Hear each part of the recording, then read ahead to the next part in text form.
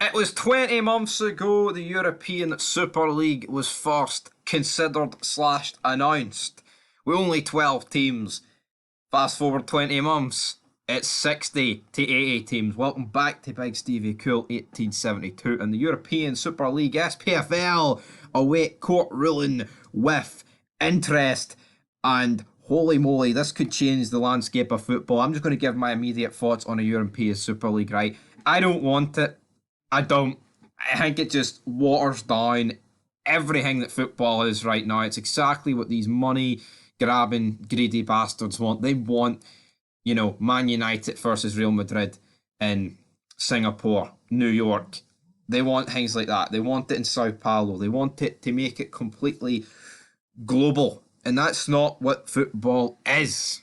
And we shouldn't be aiming for that. But as we've seen recently with Manchester City, they are going to get absolutely humped with sanctions.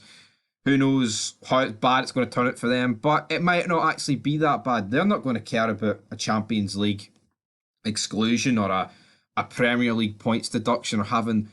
Well, I mean, I say they wouldn't care about having their title stripped. They probably would. But then again, with this European Super League, all those titles kind of become irrelevant because, of course, with the last one, it was, well, if you joined this league, you're having everything stripped to you, all your Champions League, all your European stuff, all your continental stuff, like European stuff, and also, regional and all that good stuff. So domestic, that's the word we're looking for. So what's going to happen with this? Well, it says the SPFL are awaiting a court ruling with interest, and it says the top 60 to 80 clubs. Now, of course, Rangers and Celtic are well within that. What does that say for the rest of Scottish football? You've Aberdeen. They've won the Champions League. How do you judge this? Like, Man City, who's only existed for like 13 years, 14 years, and they're getting a spot in the European Super League over like a team. I mean, I'm actually sticking up for Aberdeen here. That shows you how desperate things are getting. But it's bullshit. It's corrupt. I don't want it. Now, I'll admit, I think for like the first year, like 6 months to a year, it would be like an absolutely insane concept. It'd be like, this is fucking turned football upside down. It would kind of be entertaining from that point of view. But this is going to be something you'd look back on in a few years' time or decades. Future generations are going to be like, that is the day that football died. And we don't want that to happen. We really don't. Because if all these teams that are included in this get excluded from their leagues and shit like that, I mean, what are the leagues seriously going to look like? Some people may want that. I mean, maybe the Scottish League wants Rangers and Celtic out, But I mean, if you look at the English League, like say it is the top 60 to 80 clubs, you've got to feel that even the likes of Leicester, West Ham would be included in that. So who's going to be left in the English Premier League? It's going to be insane. But let's just go through the article. And the Scottish Professional Football League says it awaits a European Super League court ruling with interest following plans for a fresh proposal. I mean, if the SPFL thinks they can get a shit ton of money out of this, which of course they could and will, I think they'll be all for it. I mean, they're not going to be like the Premier League because the Premier League know that they need all the other clubs to make the money. I know you could argue, oh, but they need the old firm, but you could see it like it would be more beneficial for the SPFL rather than the Premier League, in my opinion, because the Premier League sustains itself right now. It does not need any outsiders. There's a reason why it is La Liga. It is Serie A. Well, I say it's not those leagues, but it's those teams. Juventus, Barca, Real Madrid, teams that are fucking hammered in debt. Barcelona, I mean, billions we're talking about here. That's why they want the league. That's truly why they want the league. But A22 Sports Management is promoting a revamped European League after 2021 bid failed to get off the ground. And it was closely because, 12 teams got announced.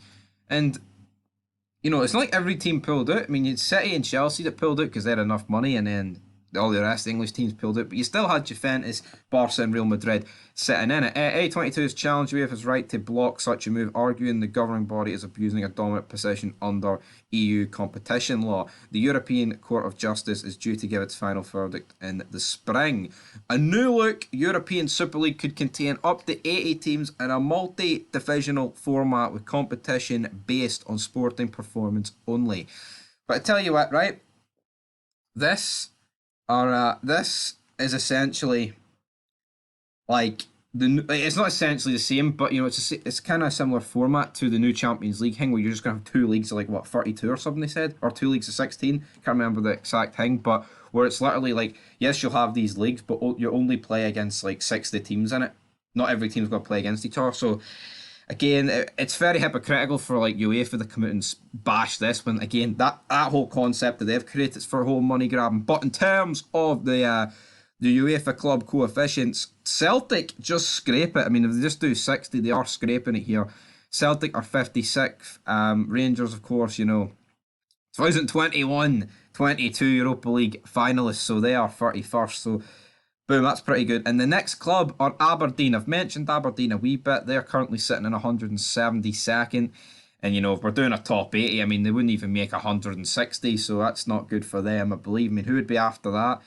Fuck knows. I mean, you've got to assume Hearts would be in there, considering the fact they've actually won European games recently. I mean, we're Dundee United getting pumped 7-0, but it says here, spokesperson for the SPFL said, we have seen today's statement from A22 Sports Management, which is seeking to replace UEFA's Champions League with a new European Super League. Our understanding is that the Court of Justice of the European Union will be ruling on UEFA's position later this year, and we await the outcome of that case with interest. So basically, if UEFA gets humped, these ones are going to step in, bring in their European Super League, but again, then what happens to all the teams that don't get into this European Super League? Are they just left in the dark?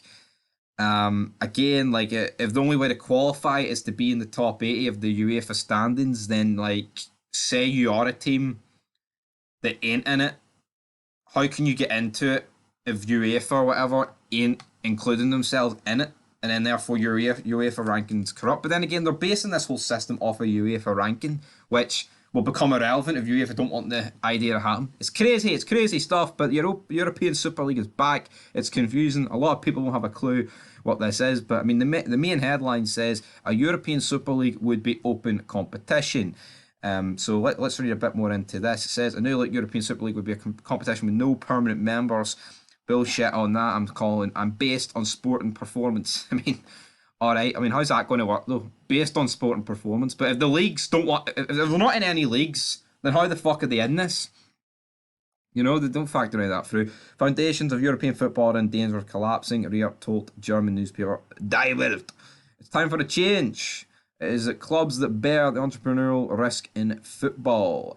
Of course, it was going to include 20. That was going to include 20 teams last time out, but it was 12 founding members. And of course, it was the top 6 in England. And it says, like I've said before, Madrid, Barca, and Juventus still want this to go on. But again, what is going to happen? La Liga's come out and called the Super League the Wolf, as in it is the Wolf in Little Red Riding Hood. Is this going to happen? I wouldn't. I wouldn't hold my breath. The world's went to shit in recent years, and you know what? This would probably just be another step condemning it, cementing the fact it's pish, just absolutely killing it. And as it says here, it goes on to mention the Champions League changes that it's going to rise from 32 to 36 in 2024, 25, and of course it would be one league table, including all the teams. So like I say, it's basically the same thing, apart from this European Super League would be doubling the things, but it's a lot of technical details and all that stuff. And again, it says here about the initial plans. See, that's just about the old regime. I guess we'll find out about this in more years to come. But Mark Goldbridge, he'll be getting stuck into this, won't he? I mean, he talks a good game, Goldbridge, saying about, I don't like doing what all the other YouTubers do. It's boring just coming up with the headlines, even though that's exactly what he does. Now, he might say swivel on it and give the finger when Anfield Agenda for Dublin starts greeting because he gets called fat on a live stream, but come on, Goldbridge, you're doing a wee bit of greeting. Like, so what if other people want to cover the news? It's almost like he's like, if they want to cover it, but don't put a wee fancy title in. I mean, it could be something as simple as Ronaldo takes a shit, and he would be like, Ronaldo leaves United, and then he'd be like in the vid, Ronaldo leaves United, then like a 3-second pause to go into the changing rooms to take a dump. So yeah, very typical for Goldbridge, but at the same time, I like Goldbridge, he's funny. Even though I did a 5 reasons why he sucks and all that good stuff, but yeah, guys, just back in the day, first fed, and you know what?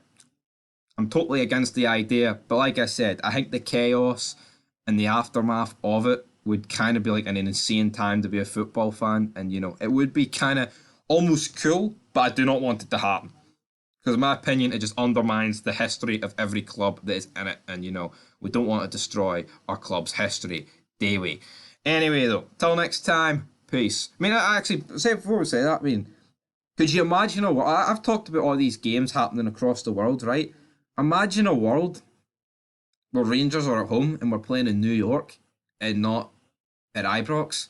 We don't want that, right? See, as much as it would be better, beneficial in terms of revenue and financial, we don't want to sell it, right? Never sell out. That's the human code here. Never sell out. But until next time, even, I mean, if Celtic go into it, fuck them. We don't need to go in. We'll just do 57 in a row if they go in. But until next time, peace.